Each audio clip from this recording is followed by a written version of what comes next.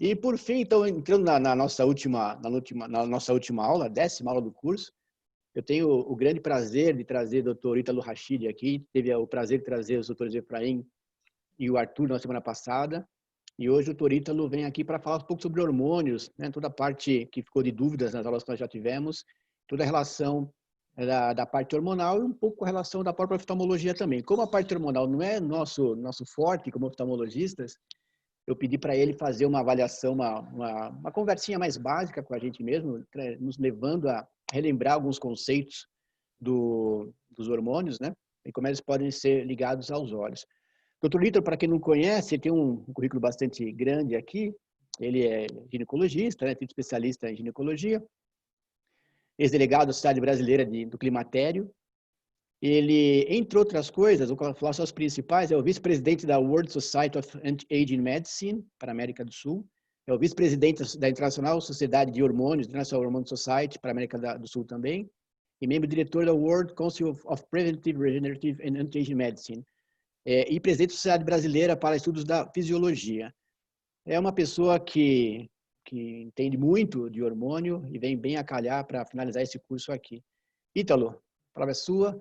E, além de te agradecer por estar aqui com a gente, também queria começar a te colocar a seguinte questão. Queria que você falasse um pouquinho da orquestra hormonal, para a situar um pouco mais nesse aspecto.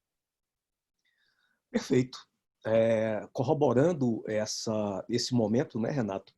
Eu acho que ele é um momento emblemático, ele tem um significado muito maior do que nós podemos, a esse momento, alcançar e imaginar. É o momento em que nós conseguimos, finalmente, promover o início de uma reintegração do conhecimento em prol da qualidade de vida, em prol do ser humano, em prol da vida.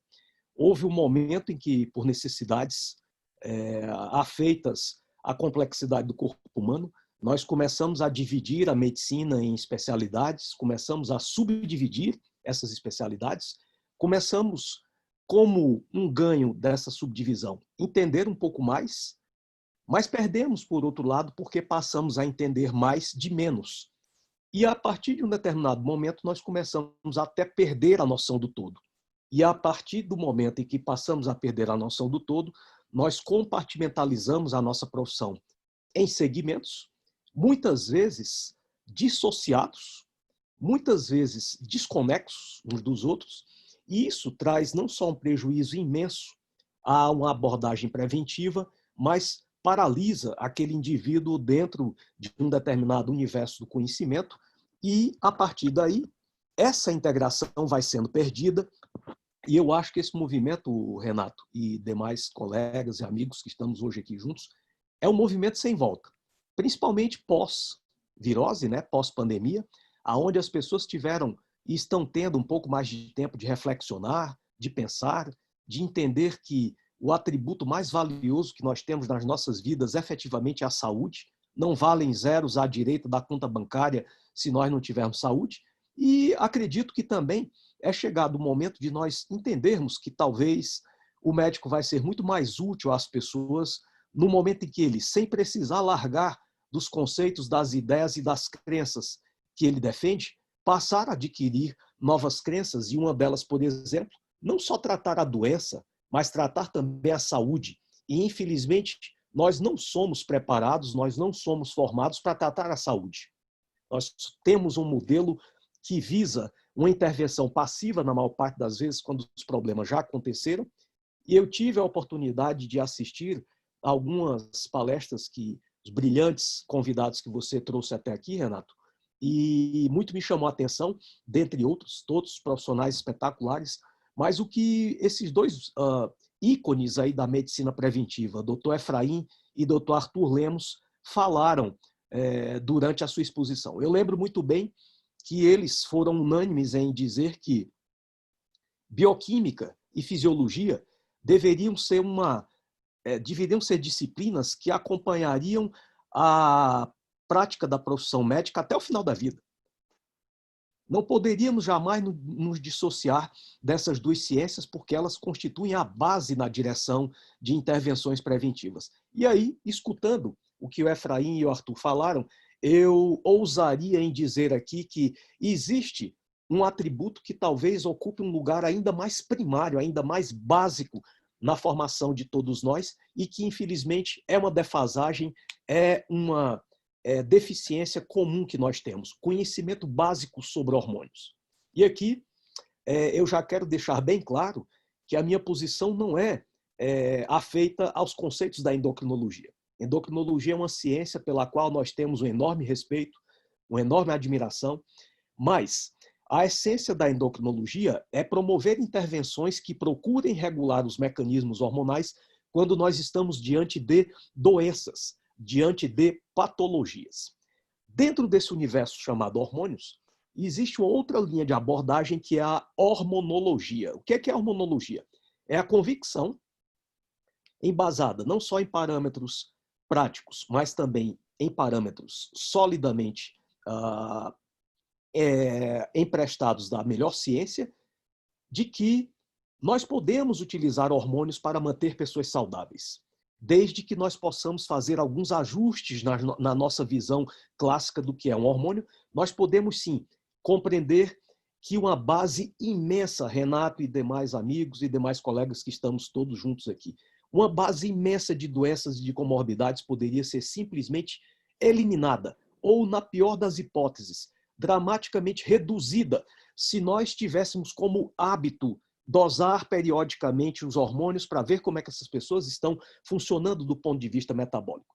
E a razão que justifica a minha assertiva, ela é muito simples. Compreendamos o que é hormônio. O hormônio é uma molécula sinalizadora intranuclear que é liberada de uma estrutura celular chamada glândula, viaja através de um meio que nem sempre é a corrente sanguínea e vai adentrar as células na sua principal estrutura, que é o núcleo. Hoje já há uma discussão, postula-se que a principal estrutura da célula seja a membrana, mas eu não quero aqui entrar nesse mérito. Os hormônios penetram dentro do núcleo das células e lá vão expressar a codificação do RNA mensageiro, que é exatamente o sistema de comunicação que vai informar para uma célula exatamente o que é que ela tem que fazer para se manter em harmonia consigo mesma, para se manter em harmonia com o ambiente de outras células congêneres que fazem parte daquele tecido, e para que, através desse controle homeostático, nós possamos atingir o desejável estado de homeostase do meio interno. Então, hormônios são moléculas sinalizadoras de homeostase. E o grande problema da espécie humana é que esta produção de hormônios começa a declinar em termos de idade cronológica em torno dos 25 a 30 anos. Isso é tanto válido para homens quanto para mulheres. Então, sabendo que existe um grau bastante variado aqui de conhecimento nesse assunto, eu nem quero ser superficial demais, mas também não posso ser profundo demais. Então, eu quero trazer aqui algumas analogias para que o raciocínio fique pelo menos mais tangível e mais fácil para a maioria de nós que estamos aqui reunidos. Eu vou traçar um paralelo com o metabolismo a uma conta bancária. Imaginando que ao invés de estar falando aqui de metabolismo, eu estou falando de saúde da minha conta bancária. Quando é que qualquer conta bancária se mantém em equilíbrio? Quando predominam depósitos sobre os saques. Quando é que o ser humano se mantém em equilíbrio homeostático? Quando o anabolismo é maior ou, no máximo, igual a catabolismo. Pois bem, vamos entender a função dos hormônios de uma maneira bem simples. Os hormônios são moléculas produtoras de homeostase. São moléculas produtoras de restauro, reparo e comunicação celular. E fica muito óbvio entendermos que, à medida que os nossos sistemas glandulares vão começando a diminuir a resposta pulsátil aos centros de controle cerebrais à produção desses hormônios, essa resposta vai diminuindo. Essas glândulas vão entrando em um processo gradual de dessincronização. Essa orquestra começa a entrar num processo de gradual desafino. Ela vai tocando de maneira cada vez mais difícil. O compasso e o ritmo são cada vez mais difíceis de manter. E eu sei que eu estou aqui envolto por um grupo nobre de cientistas, mas eu vou arriscar assumir uma assertiva que mais tarde tentarei demonstrar a sua acurácia.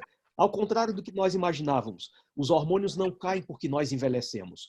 Nós envelhecemos porque os hormônios caem.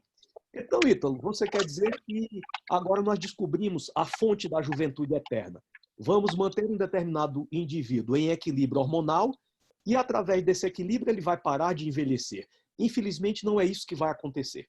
Mas se nós pudermos imaginar que o envelhecimento é uma ladeira na qual todos nós iremos passar a maior parte das nossas vidas, partindo do princípio que a expectativa de vida hoje no Brasil já está se aproximando de 80 anos e que, a partir do ano 2028, nós vamos atingir um estado que nós chamamos de curva exponencial da longevidade. Prestem atenção no que eu vou dizer para os senhores e as senhoras. A partir de 2028, está bem ali, é daqui a pouco, não vai demorar tanto assim, para cada 1 ano de vida que eu viver, eu irei ganhar mais 1 ano de vida no final da minha expectativa de vida. Então, vocês estão vendo que só pela expectativa atual de 80 anos, o indivíduo que viver 10 anos após o ano 2028, pela fusão dos novos conhecimentos, as novas biotecnologias, manipulação genética, expressão epigenética, células-tronco mesenquimais de pluripotência induzida, terapias com nanomedicina, com nanotecnologia, com manuseio da telomerase. A fusão desses conhecimentos vai jogar a expectativa de vida humana para um patamar tão incalculável que hoje, de sã consciência, não é possível dizermos qual será a expectativa de vida de um ser humano no final do século XXI. Estima-se que talvez 140 anos, 150 anos, ou talvez até mais. Então, todos nós aqui já vimos uma coisa muito nítida. Se nós estamos e iremos viver cada vez mais, esse modelo essencialmente expectante, passivo e curativo, ele não tem mais como sobreviver sozinho dentro da medicina. Ele é um modelo muito caro, ele é um modelo pouco eficaz, ele é um modelo que só consegue intervir no controle dos sintomas, no controle dos sinais. Eu também não estou julgando aqui o mérito de se utilizar medicamentos, eu estou julgando aqui se a intervenção aborda a origem do problema ou controla o seu efeito. Não é? Poderia passar aqui, por exemplo, alguns exemplos. Quando nós nos deparamos com um indivíduo no dia a dia com colesterol elevado, nós somos ensinados a passar o medicamento para baixar o colesterol, porque foi ensinado a nós médicos que o colesterol é uma substância muito perigosa e pode estar envolvida com infarto. Bom, 79% das pessoas que infartam têm um colesterol completamente normal. Aí já começa a pôr em xeque essa visão de que o colesterol é um demônio. E mais, será que é com o medicamento que eu vou resolver isso? Ou será que, conhecendo um pouco de hormonologia, entendendo que os hormônios esteroides são produzidos a partir de uma matéria-prima chamada colesterol. Se esse colesterol é produzido todos os dias no nosso organismo, ele é impactado em apenas 5% pela minha alimentação. Será que quando ele sobe, além de um medicamento, eu não teria que alargar esse pensamento e buscar uma origem? Esse colesterol subiu por quê? Supostamente porque o corpo daquele indivíduo não está conseguindo transformar colesterol numa matéria manufaturada chamada hormônio. Então, pela ótica da hormonologia, o primeiro dever que o médico tem quando está diante de um indivíduo com colesterol elevado é pesquisar hormônios. Por quê? Essa elevação está relacionada com um provável declínio na esteroidogênese até que se prove o contrário. E aí nós saímos do modelo que controla efeitos para um modelo que procura enxergar as causas. Quando nós vamos, muitas vezes, olhar por que o indivíduo está deprimido, a maior parte das vezes nós vamos encontrar uma grave disfunção na produção de neurotransmissores ocasionada por uma disbiose intestinal. A grande parte dos quadros de depressão são expressão da sinalização imunológica pelas vias TH2 e TH17, provocando a verdadeira anomalia na produção de sinalizadores imunológicos e criando um pH instável para a produção de neurotransmissores a partir do intestino. Quando nós vamos olhar, por exemplo, para um diabético, eu vi muito o Efraim e o Arthur falarem aqui de diabetes. Aonde que entrariam os hormônios? Na fosforilação do substrato do receptor de insulina.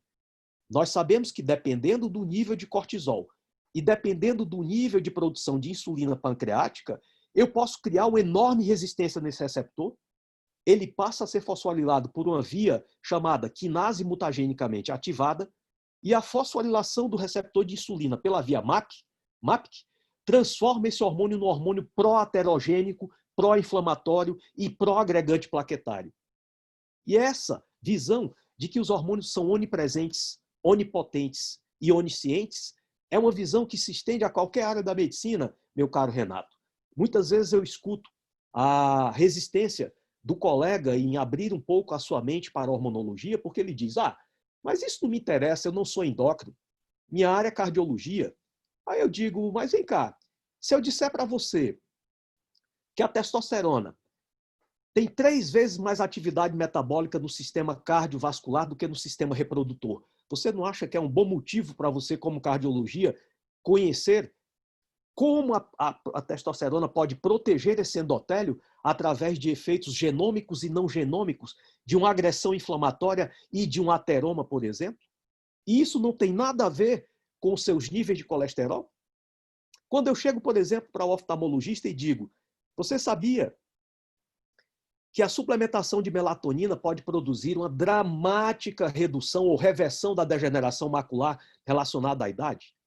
Que reequilíbrio hormonal pode contribuir para melhorar situações ou até mesmo reverter situações como o olho seco? Condições como a degeneração da acuidade visual? Qual a justificativa que você tem para não estudar hormônio? Que isso não passou no seu programa pedagógico quando você fez sua residência, é admissível. Mas depois que você enxerga o poder que os hormônios têm de manter a homeostase, o poder que os hormônios têm de manter equilíbrio, de manter vida, a concepção de que hormônios trabalham a favor da vida, é absolutamente indispensável que nós iniciemos uma cruzada a favor da disseminação desse conhecimento em prol da qualidade de vida. O Renato já conhece o nosso trabalho há algum tempo e eu posso assegurar para os senhores e para as senhoras que estão aqui nos escutando e nos assistindo que não existe uma área dentro das especialidades médicas que os senhores ou as senhoras me provoquem e eu não possa afirmar de bate-pronto aonde que estudar e conhecer um pouco de hormônios poderia ajudá-lo a expandir os seus horizontes e melhorar a qualidade dos seus resultados. E aí, dentro desse universo, que os hormônios são mensageiros químicos, que governam a homeostase, que governam o restauro, que governam o reparo, o segundo conceito que eu gostaria de compartilhar aqui com vocês era de que, quando nós vamos analisar as funções hormonais no organismo humano, muito embora elas sejam muito parecidas, essas funções obedecem a um sistema rígido, Renato e amigos, hierárquico. Eu poderia traçar um paralelo sobre a hierarquia hormonal e nós estivéssemos falando aqui de uma orquestra. Sei que o Renato gosta muito de música. Renato, todos nós, uma vez na vida, já ouvimos uma orquestra sinfônica tocando e vimos que ali em cima daquele tablado tem um cara diferente dos outros, ele se veste até de maneira diferente, né? Chega antes ou chega depois, é aplaudido em separado, leva uma ferramentazinha pequenininha assim, chamada batuta, aquele cara ali é o maestro. Por que ele está ali naquela posição? Porque é através dos comandos desse cidadão que a orquestra vai ser performada, que aquela peça vai ser aplaudida ali no final de algum tempo, quando ela terminar a sua execução. Olhando para a distribuição de uma orquestra, nós vemos também que, embora todos os músicos e todos os instrumentos sejam importantes, dependendo da sinfonia, dependendo da peça, alguns instrumentos estão mais próximos do maestro. Algumas obras compostas, por exemplo, para o piano, você vai ter um pianista solo colado quase ali do lado do maestro. Se for uma obra que predomina as cordas, você muitas vezes tem um violinista solo que está ali do lado do maestro, embora lá no fundo você tenha a percussão, você tem um prato, você tem um bumbo, você tem um instrumento grave, você tenha uma distribuição que diz, olha, embora todos sejam importantes, alguém ocupa um lugar de mais destaque aqui do que outros. Pois bem, se nós entendemos a primariedade desse raciocínio, não vai ser muito difícil nós entendermos que essa orquestra também é regida através de um modelo hierárquico muito rígido que eu gostaria de, no breve tempo que eu tenho aqui com vocês, mostrar, se o Renato aqui me der permissão. Vou compartilhar essa tela aqui com vocês. Tá? Então, nós temos até 6h20. Então, temos uma hora praticamente. Perfeito. Então, o pessoal hoje está com bastante paciência, né, Renato? Sim. Tá ótimo. Então, eu quero começar por isso aqui. Ó. Se por acaso ficar ruim aí de alguém ver, você acha melhor colocar em tela cheia, Renato? Tela cheia Tela assim. cheia é melhor, né? Pronto, então vamos lá para a tela cheia. Meus amigos, minhas amigas, o comandante supremo dessa orquestra hormonal masculina é uma molécula chamada N-acetil N-metoxitriptamina.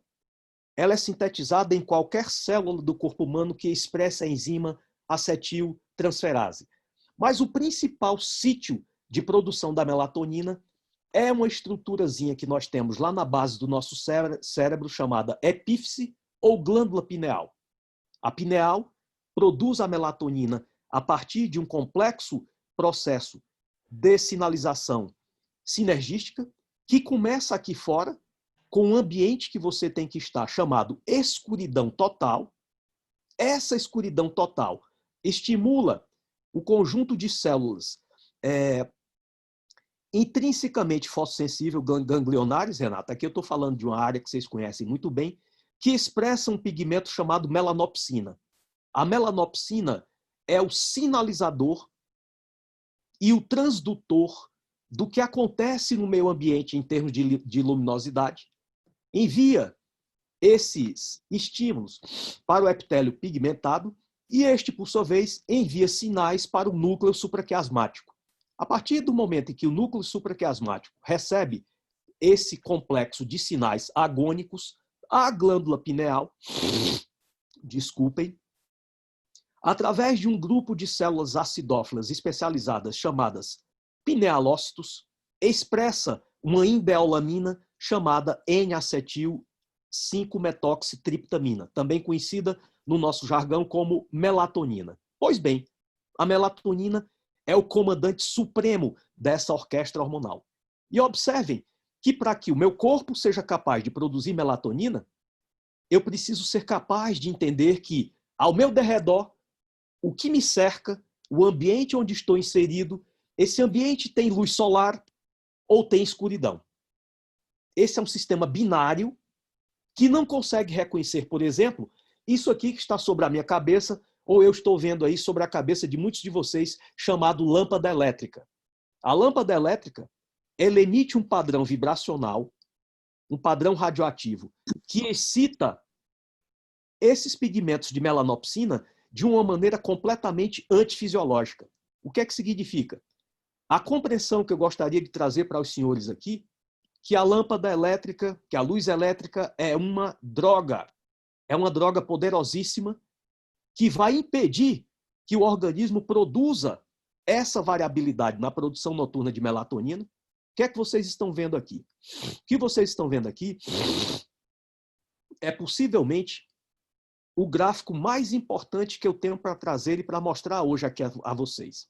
Observem que, a partir do momento em que o indivíduo está completamente imerso na escuridão, eu estou falando de uma escuridão parecida com aquela escuridão que nós tínhamos na caverna dos homens paleolíticos ali há 15, 20 mil anos atrás, essa melanopsina atinge um nível de excitabilidade máxima, estimula a retina com excitabilidade máxima, a retina manda um pico de mensagens com intensidade máxima para o núcleo supraquiasmático e esse indivíduo começa a produzir melatonina a partir da sua glândula pineal, aproximadamente entre 20 e 22 horas da noite, como vocês estão vendo aqui.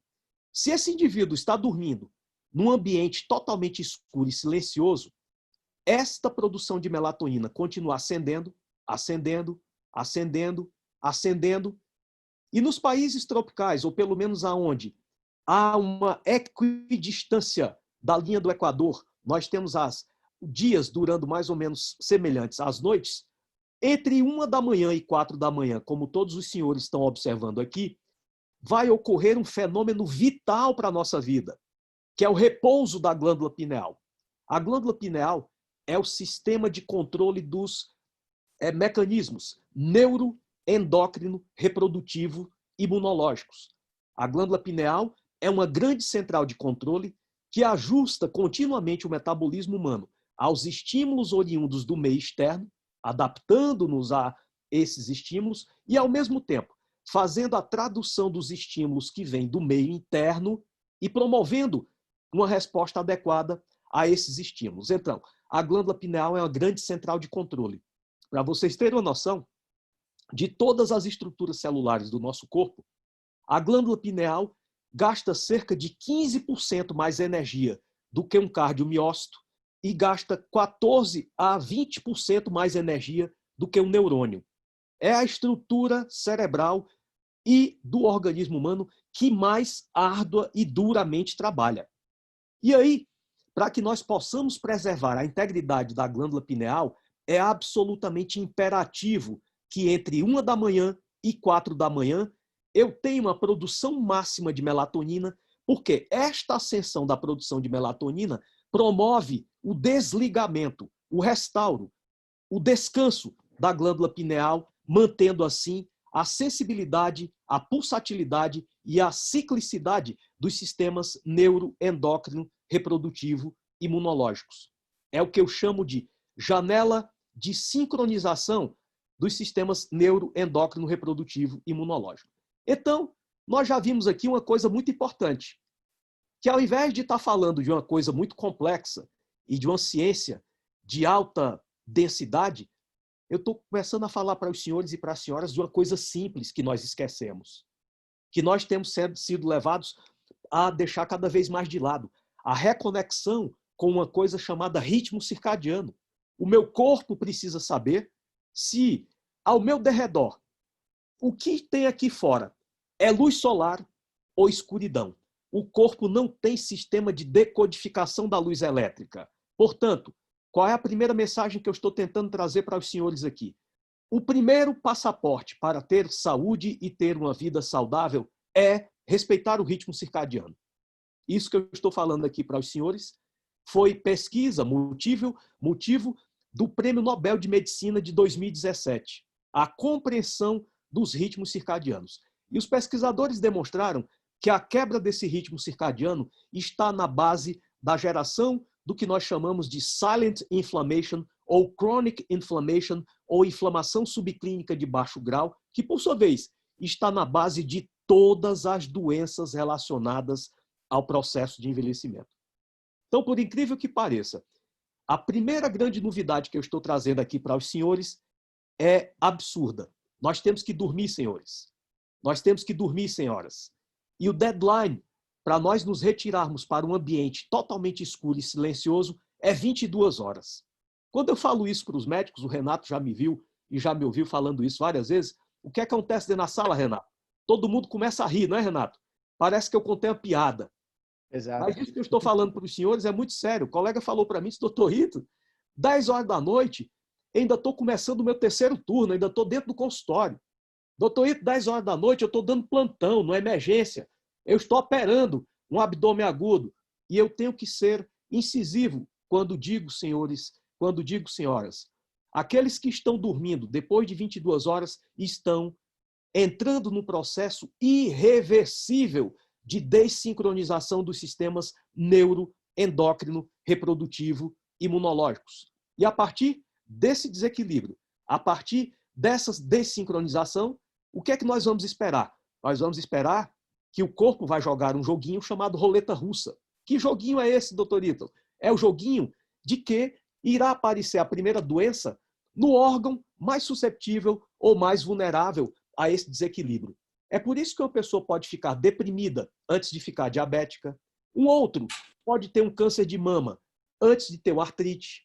Uma outra pode ter uma osteoporose antes de ficar obesa. E aí, nós criamos dentro da medicina todo um modelo de compartimentalização desse conhecimento, criamos nomenclaturas e chamamos essas coisas de doença A, doença B, doença C. Vocês viram na sexta-feira mesmo a apresentação do Arthur Lemos, ele mostrando que nos últimos anos foram criadas mais de 4.000 doenças. Não é possível que existam mais de 4.000 problemas diferentes dentro do corpo humano para gerar 4.000 doenças. Então, da onde que eu gostaria de começar a compreensão dessa orquestra hormonal? A compreensão, senhores, de que é absolutamente indispensável voltar a respeitar o ritmo luz solar, escuridão. Não tem codificação para o ritmo luz elétrica, escuridão. E eu ainda digo mais para vocês.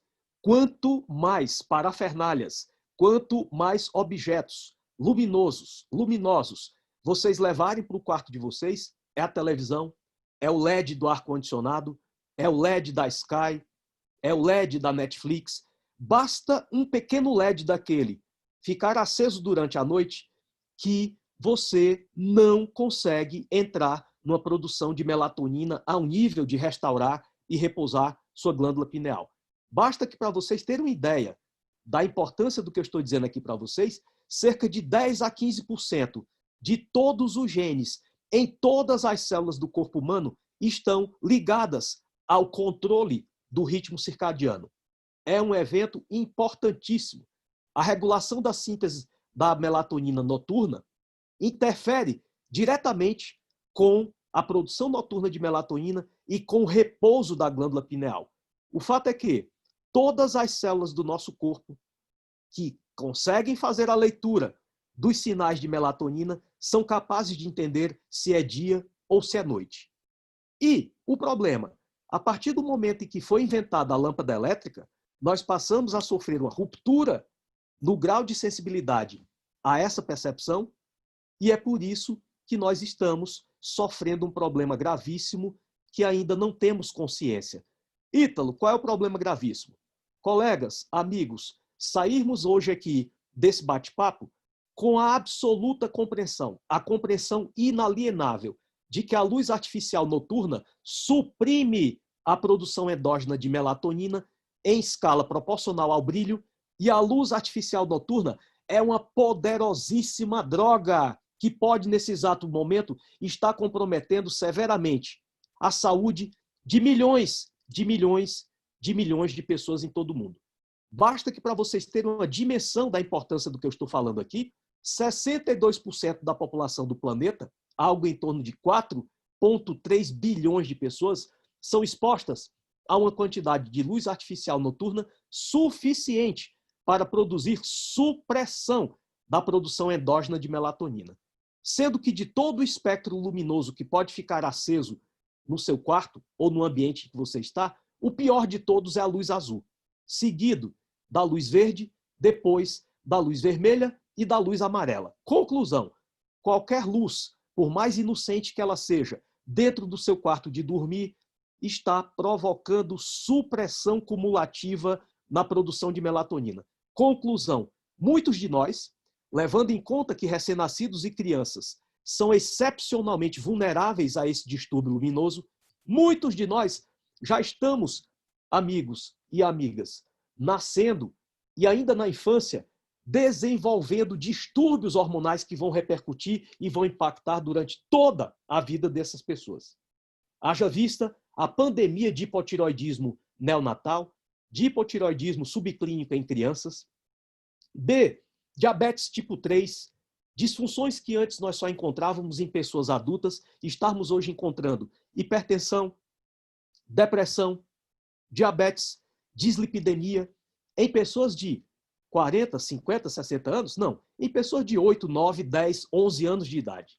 Isso aqui que eu estou falando para vocês é tão grave, eu quero trazer aqui a mensagem para vocês. Essa é a fotografia da Terra, o lado escuro, novembro de 2017. E com a expansão dessas novas tecnologias, está chegando aí o 5G, já está provado que a emissão de micro-ondas através de aparelhos celulares e notebooks interfere gravissimamente com a produção noturna de melatonina. Vocês imaginam a perspectiva, projeção da Terra, o lado escuro da Terra, para novembro de 2090. Conclusão, meus amigos, se eu quero manter mais chances de manter a produção de equilíbrio, de hormônios em equilíbrio, de manter em equilíbrio os meus sistemas imunológico, neuronal, reprodutivo e hormonal, eu tenho que voltar a dormir. Eu tenho que assumir um compromisso em dormir com um quarto totalmente escuro e silencioso. E se ainda assim eu não consigo acordar espontaneamente, sem despertador, se eu não consigo acordar com energia, se eu não consigo acordar com aquela percepção de que o sono foi restaurador, muitos de nós seremos candidatos à suplementação de melatonina, que após tomada deve ser mantido o ambiente completamente escuro e silencioso para que o seu efeito fisiológico mimetizando a melatonina neuronal produzida na glândula pineal, seja produzido. Lição: luz artificial noturna é uma droga letal. Tão letal que eu não sei se os senhores sabem, se já tiveram a curiosidade de procurar essa informação, mas de acordo com a Organização Mundial de Saúde, a luz artificial noturna é um agente promotor de câncer em seres humanos classe 2A. Então, o que eu estou trazendo para os senhores aqui, para as senhoras, é algo muito, muito, muito sério.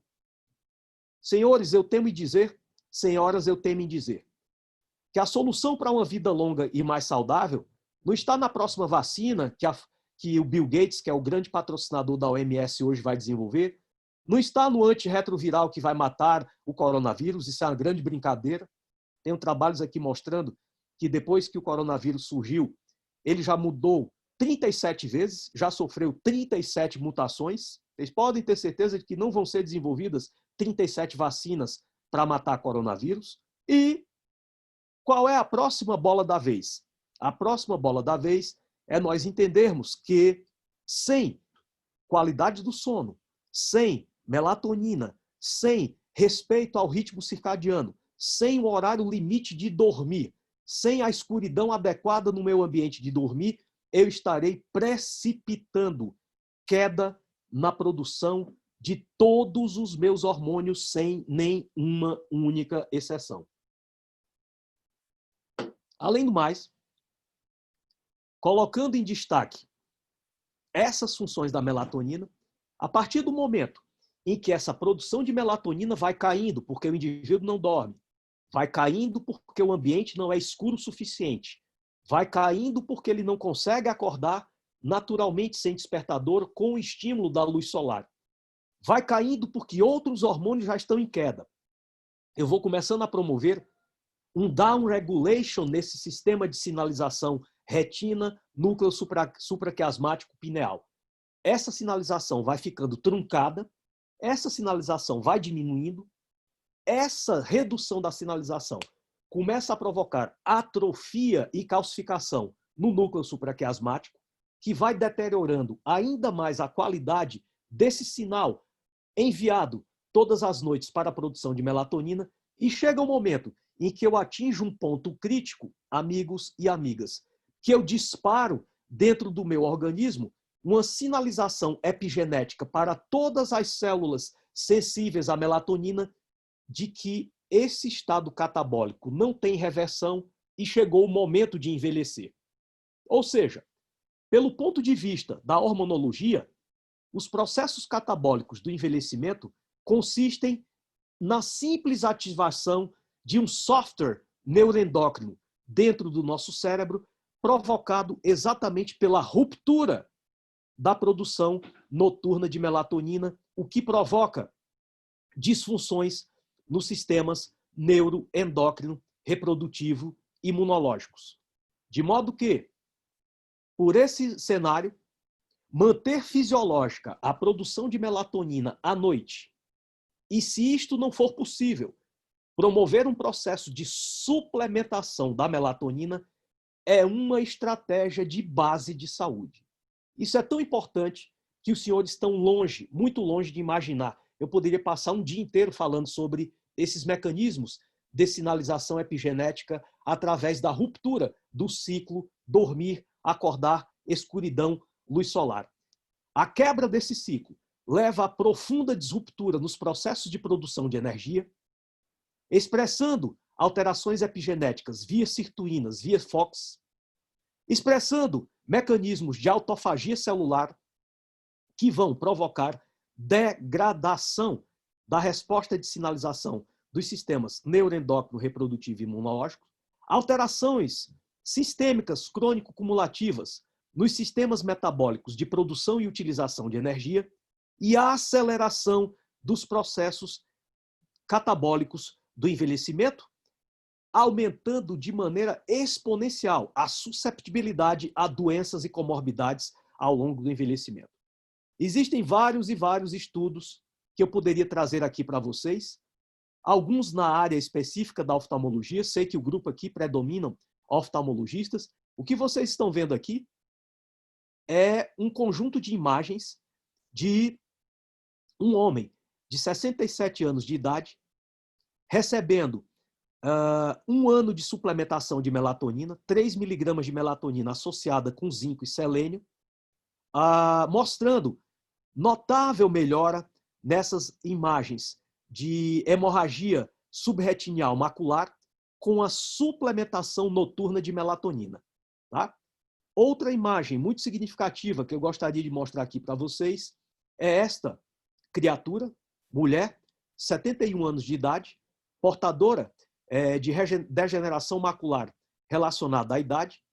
Após 6 meses de suplementação de melatonina, observem o estado desse olho à sua esquerda, sem melatonina, e a outra imagem, depois de 6 meses de suplementação de melatonina, a visão evoluindo de 0,2 para 0,4, sem nenhuma outra intervenção que possa ter constituído um placebo, por exemplo, para justificar essa melhora.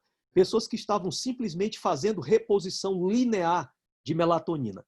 E uma outra imagem, também bastante significativa, mostrando aqui para vocês, homem, 58 anos de idade, aqui do lado esquerdo, visão 0,2, melhorou para 0,4 depois de 6 meses de suplementação de melatonina e para 0,6 depois de 1 ano de suplementação regular de melatonina. Cenário bem semelhante. Observem esta área aqui de hemorragia subretinial e esse exudato notavelmente absorvidos com a suplementação de melatonina. Partindo também para uma análise mais expandida, nós poderíamos dizer, sem medo de estar errando, com base nas evidências clínicas e com base nas evidências científicas, que as propriedades anti-envelhecimento da melatonina regulam, em última instância, o metabolismo energético, levando à longevidade e dramática redução da inflamação e incidência de doenças. E esse é um conceito, e o Renato já me ouviu falar dele várias vezes, vários trabalhos de boa qualidade demonstrando essas propriedades restauradoras e regeneradoras da melatonina. A melatonina tem uma ação neuroregeneradora também importantíssima. Ela pode contribuir para reduzir a deposição da substância beta-amiloide. Ela exerce um poderosíssimo efeito anti-inflamatório neuronal e, através de 12 mecanismos de excitação da produção de fatores neurotrópicos, a melatonina pode contribuir para preservação dendrítica e neoformação cortical dendrítica.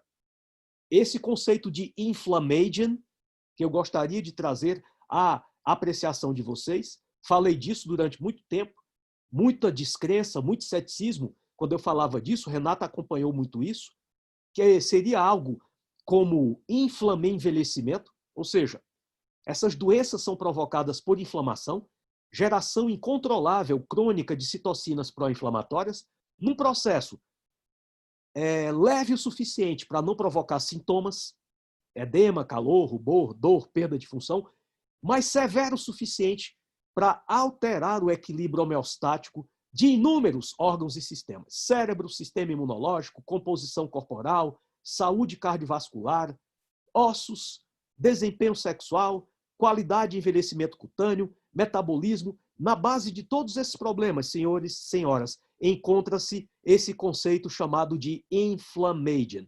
E para demonstrar a correção e pertinência desse conceito, eu estou mostrando aqui para vocês a última edição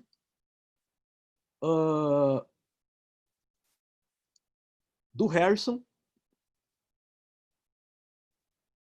Não sei o que é que houve aqui, deu uma enganchadinha. Próximo. Para que vocês possam checar a acurácia dessa informação, é a edição 19ª do Harrison, Tratado de Medicina Interna. Na 19ª edição, capítulo 94E, a biologia do envelhecimento, vocês vão encontrar exatamente isso. Envelhecimento, que o próprio Harrison chama de inflammation. Aí nós vamos conhecer o potencial de marcadores desse processo, como o TNF-alfa, as interleucinas pró e anti-inflamatórias, os marcadores de disfunção endotelial, como a lipo-A, a fosfolipase A2, o óxido nítrico. É um modelo que procura enxergar os problemas antes que eles se manifestem. E na base de dados, vocês podem, até o dia 14 de maio, fazer uma pesquisa. Vocês vão encontrar melatonina e benefícios gerais à saúde envolvida com mais de 373 mil trabalhos científicos indexados. Depois, quem tiver curiosidade de conhecer trabalhos mais focados sobre a melatonina em determinadas áreas do seu interesse, terei o maior prazer em compartilhar essas fontes de referência para que os colegas, para que os amigos continuem aí as suas pesquisas e as suas buscas. Pois bem, eu falei até agora do grande maestro, melatonina, que é produzido principalmente na glândula pineal e, através da sua produção noturna, consegue manter o controle da atividade metabólica da glândula pineal, mantendo, por sua vez, a integridade, ciclicidade, sensibilidade e responsividade dos sistemas neuroendócrino e imunológicos. Então, este é o grande maestro, mas ele não rege sozinho. Depois desse grande maestro, nós temos nessa orquestra hormonal um hormônio importantíssimo, que está aqui à nossa esquerda. Ele é muito negligenciado, porque ainda é conhecido como vitamina, mas não é uma vitamina, é um hormônio esteroide. Na verdade, é um cetoesteroide, cujo segundo anel ciclohexano é aberto na posição do carbono número 10. Eu estou falando para os senhores e para as senhoras do hormônio D. Esse hormônio controla mais de 80 funções no organismo humano, exerce atividade na expressão de mais de 3.600 genes no organismo humano e é o principal sistema controlador da imunidade inata. Hormônio D é um hormônio que tem receptores em todas as células do corpo humano e, no sistema imunológico, tem uma ação fundamental. Impede que o corpo responda de maneira equivocada àquilo que lhe é próprio. Então, vocês já estão vendo aí uma repercussão e um desdobramento muito claro disso aí. As doenças autoimunitárias são causadas por defeitos no metabolismo e no efeito biológico da vitamina D. Vocês vão ver que todas as doenças autoimunitárias, eu posso estar falando de uma artrite reumatoide, de uma síndrome de Sjögren, posso estar falando aqui de um vitiligo, posso estar falando de um diabetes 1, de um autismo. Essas doenças têm um ponto em comum. Essas pessoas produzem baixíssimos efeitos metabólicos ao hormônio D.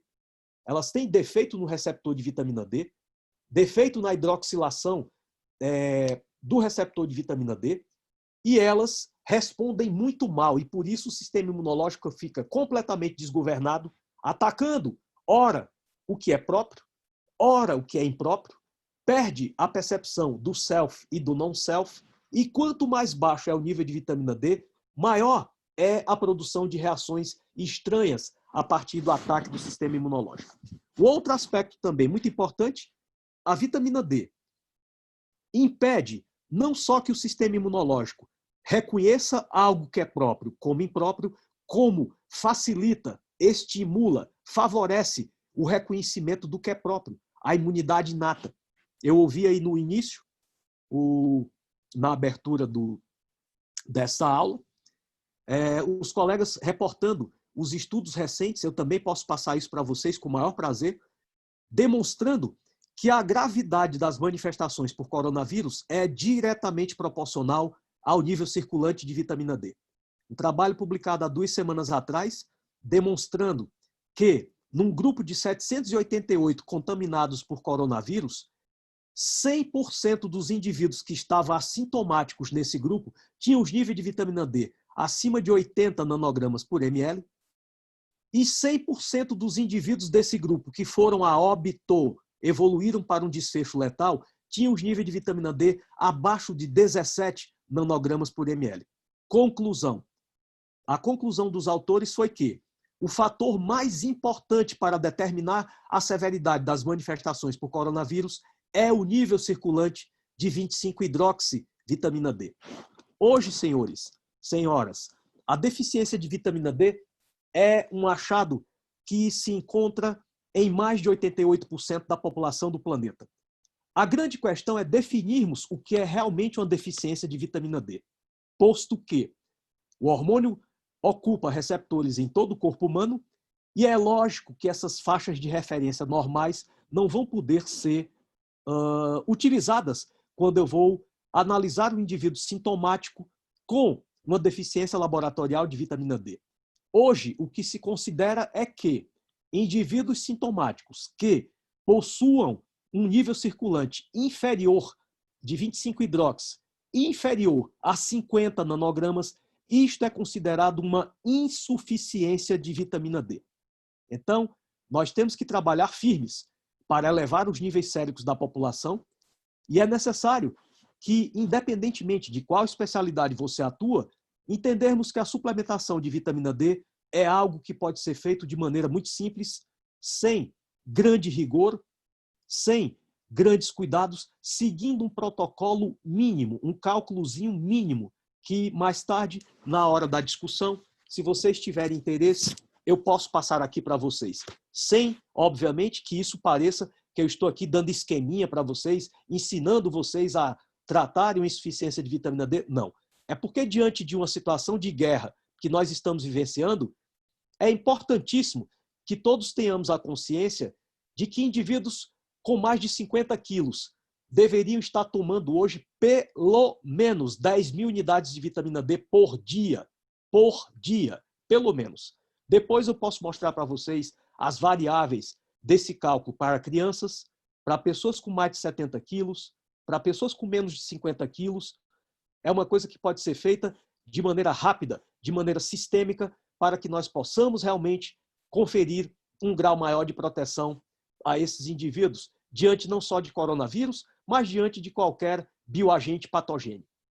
Então, Depois... 15 minutos. 15 minutos, só para te aproveitar. 15 minutos. Pois não. Depois, nós poderíamos discorrer aqui sobre a importância do cortisol na integridade da sensibilidade dos receptores para hormônios anabólicos. Poderíamos estudar aqui situações que levam o indivíduo a produzir doses suprafisiológicas de cortisol. Depois, um estado muito comum, a produção de uma insuficiência de cortisol, que vai afetar os receptores intranucleares de triiodotireonina e afetando os receptores de T3. Eu vou produzir uma situação anômala. Qual é a situação anômala? Muitos gostam de chamar de hipotireoidismo subclínico, mas eu prefiro chamar de hipotireoidismo sublaboratorial, porque a clínica é muito rica. Quem não consegue mostrar o defeito é o laboratório. E por que não consegue? Porque diante do hipocortisolismo, o indivíduo vai ter uma tendência a produzir uma resposta infrafisiológica do TRH no receptor hipofisário de TSH. E aí ele vai produzir uma situação esdrúxula. Ele é sintomático, mas o TSH é baixo. E o indivíduo não consegue reconhecer que ele está diante de uma deficiência de T3 porque o TSH não sobe diante da deficiência de cortisol. Na sequência dessa orquestra hormonal, T3 impacta a produção de cortisol, cortisol impacta a produção de T3 e nos ovários nós temos uma quantidade enorme de receptores para cortisol, para T3, para vitamina D e para melatonina. Conclusão, os ovários são glândulas que respondem ao comando, principalmente do T3 e da melatonina, regulando a pulsatilidade ao FSH e ao LH. Então, vocês já observaram que quando eu tenho distúrbios na melatonina e distúrbios na produção intracelular de T3, eu posso levar essa mulher a ter uma redução da resposta ovariana ao FSH e ao LH, levando a situações tão diversas quanto irregularidade menstrual, anovulação crônica, redução da capacidade ovariana, menopausa precoce, alterações do ciclo menstrual. Depois, se esse núcleo de hormônios aqui em cima permanece em desordem, eu vou comprometer a produção de estradiol pelas células da granulose ovariana e, finalmente, eu vou comprometer a produção de testosterona. A queda desses hormônios provoca elevação da globulina carreadora de hormônios sexuais, o aumento do SHBG aumenta a resistência à insulina o aumento da resistência à insulina aumenta os níveis de glicemia, os níveis de glicemia aumentado leva ao diabetes. Então, a maior parte das vezes em que os senhores vão ver indivíduos diabéticos, senhores, o defeito está aqui, ó, nesse eixo hormonal que está provocando fosforilação anômala do receptor de insulina, provocando resistência à insulina e hiperglicemia. Esses hormônios estão todos interligados, estão todos interrelacionados. Eu poderia aprofundar aqui esses conceitos, mas como o nosso tempo é exíguo, eu gostaria de deixar apenas essa mensagem.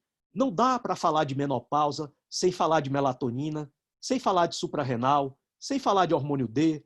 Não dá para falar de tireoide sem falar de suprarrenal. Não dá para falar de tireoide sem falar de melatonina. Não dá para falar de ovário sem falar de hormônio D, sem falar de T3. Está tudo interligado. E no homem, qual é a diferença? No homem é que nós vamos ver esse mesmo eixo de interconexão, agora interrompido nos testículos. A sequência desses eventos aqui é semelhante. Queda de melatonina prejudica a produção de cortisol, que prejudica a produção de T3, que associada a uma deficiência de vitamina D, reduz a pulsatilidade da córtex suprarrenal ao cortisol, ao ACTH, produzindo menos cortisol. Deficiência de cortisol compromete o receptor de T3, que compromete a sinalização para a elevação do TSH, que compromete a pulsatilidade do FSH no testículo, reduzindo a espermatogênese. É nesse momento aqui que esses indivíduos vão experimentar disfunções no seu espermograma, vão parar lá na clínica de reprodução e depois vão provocar aumento da conversão de testosterona para estradiol pela ativação da aromatase. Excesso de estradiol provoca resistência à insulina, provoca aumento do SHBG e os mesmos mecanismos hormonais que levam a mulher ao diabetes levam o homem também ao diabetes. Aqui, nesse momento, a produção de redução do estímulo desse testículo ao FSH provoca anomalias na espermatogênese e a redução da pulsatilidade desse testículo, porque ele é um deficiente de T3 e é um deficiente de melatonina, esse testículo vai responder menos ao LH, provocando, por final, a redução da produção de testosterona. E é dessa forma, meus caros amigos, é dessa maneira muito grosseira e muito rápida que nós procuramos intervir naquele conceito chamado modulação hormonal. Por que não reposição? Porque reposição, ela pressupõe a existência de uma queda hormonal única, isso não é verdade, são vários hormônios que podem estar em declínio, e eu diria, finalizando o meu raciocínio, que reposição hormonal não é um conceito inválido, mas é jogar dama com as peças e um tabuleiro de xadrez. Não vai acontecer. Modulação hormonal é um conceito muito mais abrangente, muito mais lógico, muito mais respeitoso à fisiologia e que consegue traduzir em resultados clínicos de boa qualidade, contribuindo de maneira decisiva para uma melhor qualidade de vida, para a redução das comorbidades ao longo da vida, ao longo do envelhecimento. É isso aí, amigo Renato. Muito bem, Ítalo. E lembrando que cada vez mais a gente está estudando a ligação dos hormônios com os olhos, né? Nós falamos no curso aqui da insulina, no diabetes, da vitamina D, falamos um pouquinho também, e na parte de menopausa. E lembrando que a retina cada vez mais é tida como órgão neuroendócrino. Então, assim, cabe a nós, oftalmologistas, estudarmos mais. Então, foi boa essa sua revisão. A melatonina, existem alguns trabalhos mostrando a sua importância para o glaucoma, por exemplo, onde se beneficia desse tipo de situação. Então, acho assim, foi bem interessante a gente abordar esse tópico para começar a levantar essa possibilidade de estudarmos mais os hormônios, estudarmos mais as relações dos hormônios com a parte oftalmológica, que é o que interessa nesse curso aqui. E foi bastante importante você colocar. Claro que temos muitos mais hormônios para comentar, para falar a respeito, né? O cortisol, sua importância, o DHEA, É o universo. O universo. Mas eu acho assim, para começar a falar, foi bastante interessante. Eu diria, Renato, se você me permite, uma última mensagem claro, aqui. Claro. Para vocês da oftalmo, independentemente de gênero, se estamos falando de um paciente ou de uma paciente, a coisa anda num patamar bem parecido. Melatonina e testosterona são os 2 hormônios mais importantes para a saúde ocular. Eu não teria nenhum medo de estar dizendo isso aqui para vocês. Eu diria, melatonina, T3 e testosterona são os 3 hormônios fundamentais para a saúde ocular. Claro, e o concurso que entra aí, vitamina D, que você mesmo já tem uma larga experiência nisso aí. Então, poderia ser um bom ponto de partida. Os colegas da oftalmo começarem estudando a melatonina e os olhos, a vitamina D e os olhos, T3 e saúde ocular, testosterona e saúde ocular, tanto em homens quanto em mulheres. Seria uma mensagem prática bastante útil, quero crer. Muito prática e assim muito pouco falado nas nossas reuniões, na nossa área, na oftalmologia, muito pouco falado sobre hormônios. Você deu uma aula bastante ampla, mostrando a importância até da melatonina, que fundamentalmente ela é produzida por causa dos olhos. A retina que capta a luz e informa para o cérebro e tudo isso vai na sequência mesmo, né? Então tá ótimo. Queria aproveitar só e chamar a Cristina Mucioli, que está com a gente aqui, que muito nos ajudou também na idealização do curso, na continuação do curso, e que também está na ideia de fazer um ambulatório de oftalmologia integrativa. E ela que está liderando essa parte. Cris, queria falar um pouquinho com o Ítalo? Agradecer, né, a tua participação, a tua disposição aqui de vir falar com essa turma aqui que está saindo fora da caixa, graças a Deus. E falar da importância, quer dizer, há alguns anos que eu falo, né, eu tenho uma definição própria de mulher, que eu acho que é uma bola de hormônio com perna, né? Eu acho que afeta muito muitas estruturas oculares, especialmente a gente vê assim numa condição crescente o olho seco, né? E não só situações como o olho seco, e a gente encaminhando para os colegas e eles falando, não, isso é besteira, não faz tal da reposição. Aprendi, graças a Deus, a duras penas, que a gente não repõe nada nas mulheres, que a gente modula esse hormônio. E eu tenho, aproveitando aqui, talvez não seja nem muito ligado à oftalmologia, mas como eu vejo atualmente o indivíduo como um ser único e não como um olho, né, que eu vou tratar, eu tenho aquela ideia que a modulação hormonal ela tem que ser feita antes da mulher perder todos os hormônios, perder a chance. Quer dizer, então eu queria, se você puder, eu sei da tua experiência, eu sei que você é o papa aí do assunto, eu queria ouvir você dando uma palhinha aí para a gente, porque realmente, quando a gente tem, por exemplo, como médico, né, a gente já tem uma função super importante, mas quando a gente tem um paciente que confia na gente, que vai ouvir uma recomendação ou que vai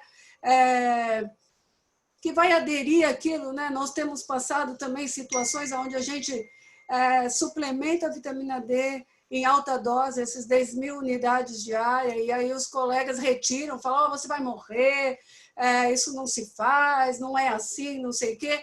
Então, eu gostaria de ouvir essa palhinha em relação a essa modulação hormonal e como que a gente faz isso aí? Obrigada. Desculpa o aluguel aí. Doutor, é um prazer enorme. Olha só, eu não imagino o prazer que eu tenho em ter essas portas abertas, porque é do contraditório que nasce o progresso em qualquer área do conhecimento. A medicina não é diferente. Eu nunca me proponho, o Renato me conhece muito bem, a me colocar como dono da verdade, até porque nós sabemos que em medicina não existem verdades, existem conceitos que numa hora podem vigir, outra hora podem se modificar. Agora, o que muitas vezes nós vemos são pessoas criticando esse modelo sem dele nem ter o mínimo conhecimento, né, doutor? E aí é que é lamentável o cientista ele não ter a isenção de pelo menos ser neutro, né? E diante dessa condição, a gente vai ter que apelar mesmo para o conhecimento da fisiologia para entendermos algumas coisas. Bom, como vocês sabem, né, o Renato sabe, muitos sabem, a minha área sempre foi ginecologia e reposição hormonal da menopausa. Esse trabalho que eu faço é nada mais do que um desdobramento de um trabalho que eu já tinha na reposição hormonal da menopausa. E lá eu aprendi de uma forma, mas a coisa pela ótica da fisiologia é bem diferente. Quais são as coisas mais importantes para que nós possamos avaliar de maneira sistemática qualquer mulher? Aqui a doutora puxou a brasa para a sardinha da mulher, óbvio, tem que puxar. Se algum homem quiser se manifestar aí, eu posso falar também. É que o melhor momento de se preservar a saúde desses ovários é ontem.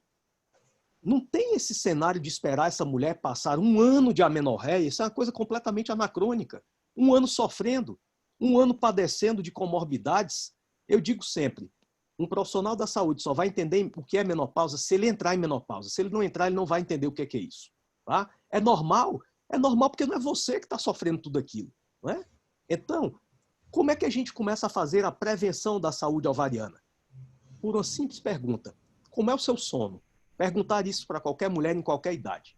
Porque se essa mulher já tem comemorativos de que não dorme bem, ou que acorda mal, ou que não acorda espontaneamente, nós já podemos levantar um alto grau de suspeição que essa mulher é uma insuficiente de melatonina. O que significa ela já está começando a ter a responsividade aos feedbacks do FSH e do LH nesse ovário reduzindo. Outra pergunta que eu posso fazer muito facilmente. A senhora tem sensibilidade ao frio? Se isso não ficar muito claro, eu pego um termômetro, ponho na boca dessa mulher pela manhã, depois de desligar o ar-condicionado, e essa temperatura matinal tem que ascender a um patamar de pelo menos 36,3 graus centígrados. Temperatura matinal menor do que 36,3, isso é insuficiência intracelular de T3. Ora, se essa mulher dorme mal e tem uma má temperatura matinal, não interessa se ela tem 13 anos, 15 anos, 25 anos, essa mulher já é uma candidata a ter uma resposta menor dos peptídeos da hipófise a estimular a produção ovariana. Essa mulher já está entrando no jogo, ela já está perdendo esse jogo antes dele começar. Então, as duas principais perguntas que se pode fazer à mulher, no sentido de preservar os seus ovários, como é o seu sono, como é o seu despertar e qual é a sua temperatura matinal. Com isso, eu estou monitorando clinicamente uma provável insuficiência de melatonina, uma provável insuficiência de T3 e já vou tentar intervir para corrigir essas insuficiências ou estimulando a própria produção. Existem várias formas de estimular para que o próprio indivíduo volte a produzir um hormônio, principalmente nos mais jovens, ou já tendo que suplementar se essa pessoa já está na idade cronológica mais velha. Nos homens, é a mesma coisa. Se esse homem dorme mal, se este homem já tem gordura corporal num percentual elevado, a circunferência abdominal já é maior do que 88 centímetros, pelo menos maior do que 94 centímetros, este homem já é um candidato a ter uma insuficiência clínica de melatonina e de T3. E se isso aí já é um comemorativo clínico precoce, por que eu vou deixar esse indivíduo chegar aos 60 anos com 250 de testosterona para repor? Não faz o menor sentido. Essas intervenções podem fazer a grande diferença entre a doença e a saúde. E para não deixar vocês também sem uma resposta sobre a polêmica vitamina D, muito se há discutido, doutores, sobre a suposta toxicidade da vitamina D. Mas o que é preciso nós entendermos um pouco aqui da fisiologia desse hormônio é o seguinte, ó. O nível sérico de vitamina D não tem nenhuma correlação com toxicidade. Então vamos esquecer esse negócio de que está acima de 100, tem que parar, isso é muito perigoso. De onde que viria essa toxicidade? Vamos raciocinar. Vamos imaginar que eu tenho usado uma dose de vitamina D tão elevada para um determinado indivíduo, mas tão elevada que ele suprimiu o paratormônio. Nós sabemos que existe uma relação inversa entre o hormônio D e o paratormônio. Suprimiu. Eu dosei o paratormônio, o laboratório deu lá. PTH indetectável. Diante da supressão do paratormônio, o indivíduo pode ser levado a uma hipercalcemia. Esta hipercalcemia pode provocar uma supressão do hormônio antidiurético. E qual seria o resultado final disso? Uma falência renal por uma dose excessiva de vitamina D. Mas isso não ocorre pelo nível sérico acima de 100. Então, qual é o parâmetro de segurança? O parâmetro de segurança é você introduzir uma dose diária de vitamina D que mantenha o seu PTH acima de 10. Se o seu nível de vitamina D foi para 200, 250, mas o seu PTH está acima de 10, não há risco de toxicidade. E eu vou deixar vocês aqui com um protocolo bem prático para suplementar com segurança. Por que ele é um protocolo prático? Porque ele parte do seguinte pressuposto. O indivíduo expondo-se ao sol entre 10 da manhã e 3 da tarde, na posição totalmente horizontal, com pelo menos 80% do seu corpo descoberto, em 15 minutos ele sintetiza 20 mil unidades de vitamina D. Então, se repor 10 mil é tóxico, nós vamos ter que mandar apagar o sol, né? Então, não tem sentido. A gente tem que fazer. Entender o seguinte, ó, o protocolo conservador.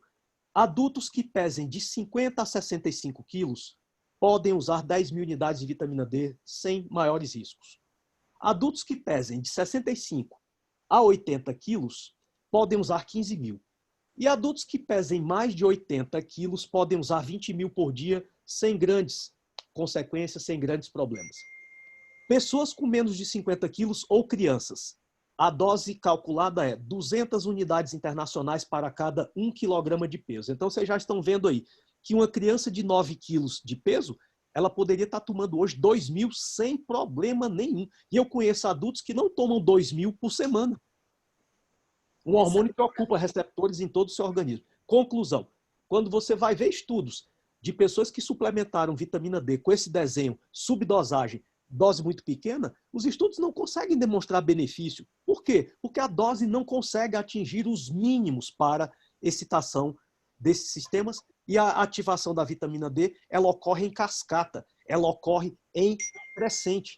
Para nós atingirmos o nível máximo de ativação da imunidade, nós temos que trabalhar com a referência de pelo menos 80 de vitamina D. É por isso que muita gente toma e não tem um efeito terapêutico apregoado e acaba desacreditando do conceito e das ideias que nós estamos aqui defendendo. Eu espero ter podido dar uma contribuição para clarear um pouco mais aí, doutora, para a senhora.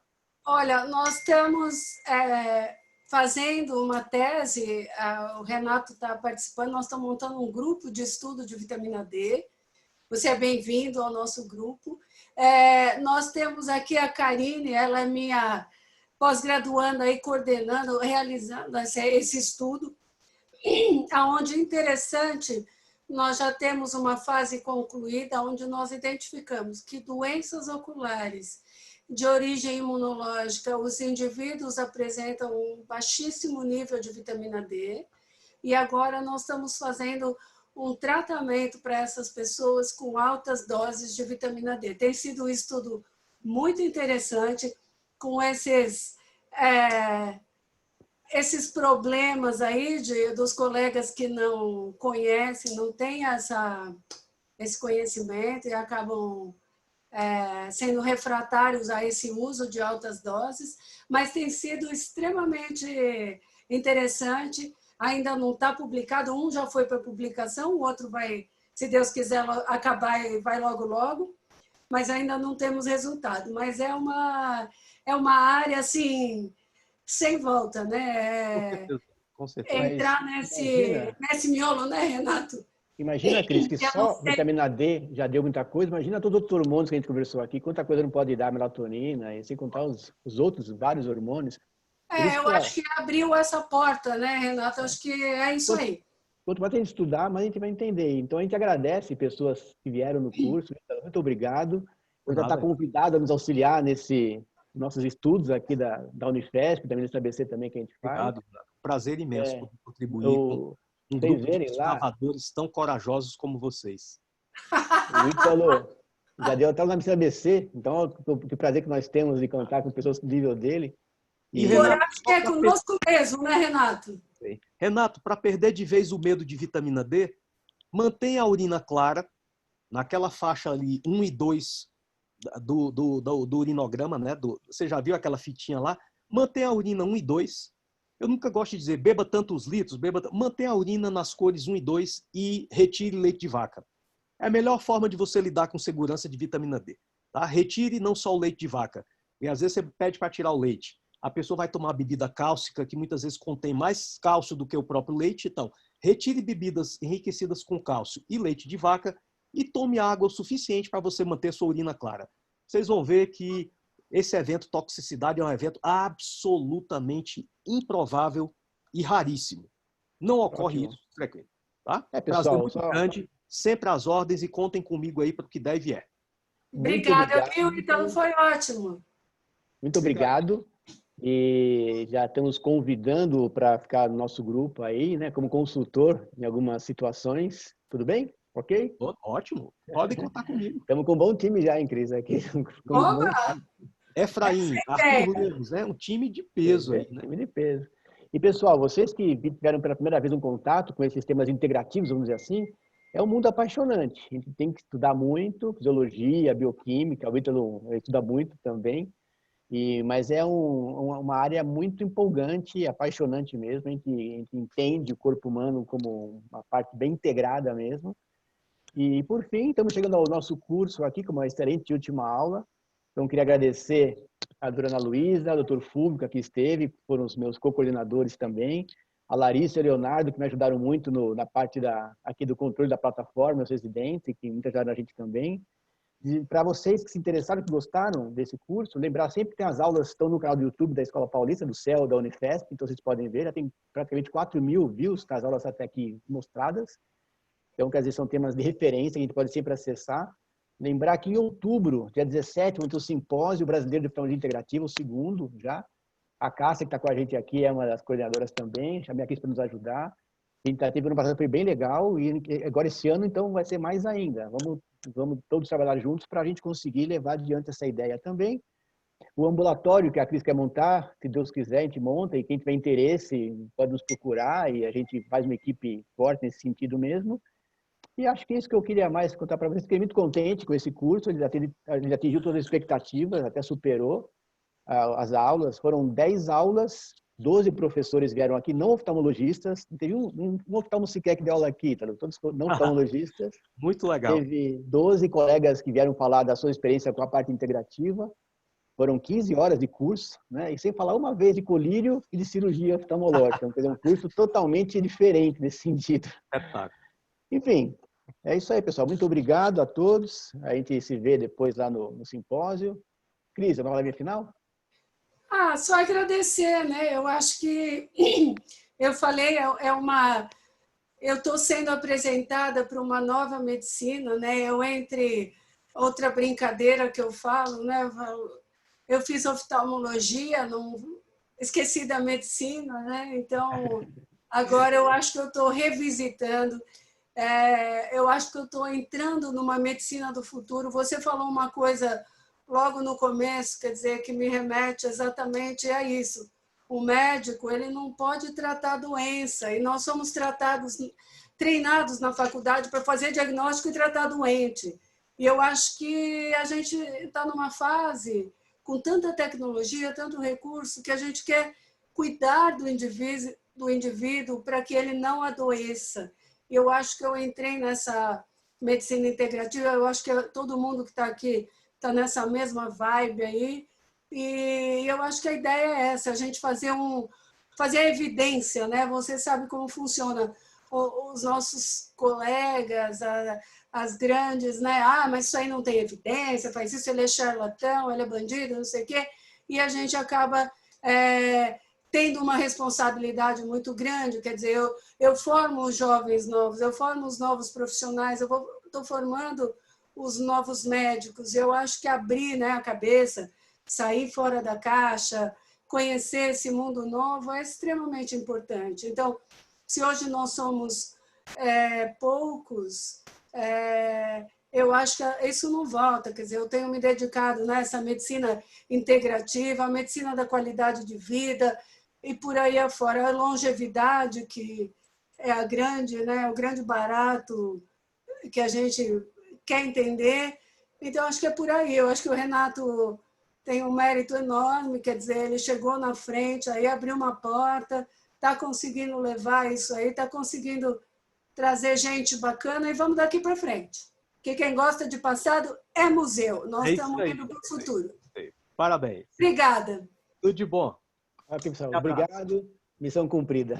Até o próximo, então. Tudo de bom. Fique com Deus. Fiquemos todos.